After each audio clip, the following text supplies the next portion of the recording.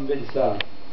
Et je crois que dans ces 3 pages, je les tirais tout à l'heure dans ces 3 pages, mais il y aura tout ce que j'allais vous dire, puisque je l'ai dit à quelqu'un qui ne connaissait pas du tout. Alors, Monsieur le Président, avant la mutation programmée du club, on savait que ça allait se faire, mais on n'était pas d'accord, donc il fallait bien qu'on leur dise.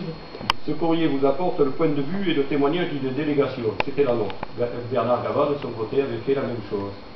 Le club Télécontact va passer du réel au virtuel. Vous voyez, le mot de tout à l'heure, comme les courriels. C'est un changement vers plus d'anonymat, certainement guidé par les soucis d'améliorer l'image, de coller à l'évolution et par des contraintes économiques. Bon, là, j'essaie de l'excuser. Personnellement, je ne pense pas que l'information et la communication par le site puissent remplacer la convivialité des soirées du club. Je pense que cet avis-là est partagé.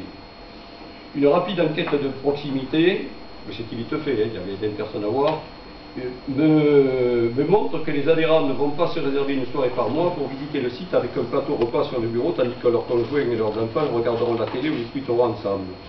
Quoi qu'il en soit, ce niveau de stratégie et de décision ne concerne pas le délégué. Donc, j'étais délégué à l'époque, les délégués ont disparu bien sûr.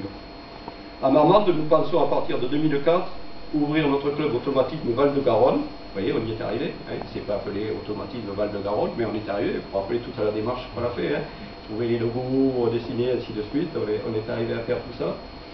À plus de diversité, un public plus large. C'est vrai qu'on est moins resté ciblé produit, qu'on a un peu plus élargi et que les gens internes sont intervenus un peu plus souvent pour montrer leur savoir-faire, apporter des choses réalisées déjà dans vos entreprises. Et ça, c'est de belles choses.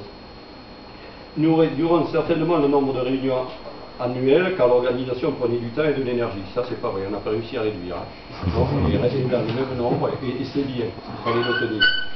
Bien sûr, la porte reste grande ouverte à ceux que nous pouvons considérer comme nos partenaires depuis de très nombreuses années. Mais bien sûr, on ne peut pas leur mettre un coup de pied au cul parce qu'ils nous ont toujours accompagnés, ils nous ont toujours aidés.